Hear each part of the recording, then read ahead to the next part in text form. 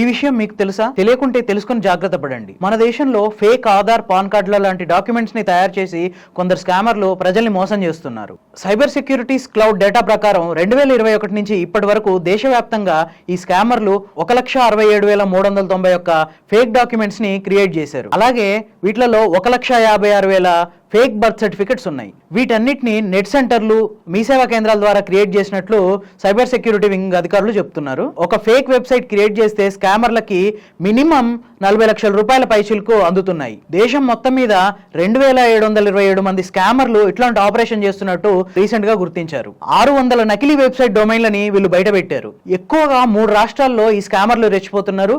అవి UP, Bihar and Jharkhand. 55.9% fake డాక్యుమెంట్లు బీహార్ లోనే ఉన్నాయి. యూపీలో 22.6% ఫేక్ డాక్యుమెంట్స్ ఈ స్టేట్ లోనే ఉన్నాయి. 6% జార్ఖండ్ స్టేట్ నుంచి ఉన్నాయి. సో బీ కేర్ఫుల్, ఇలాంటి విషయాల్లో జాగ్రత్తగా ఉండండి.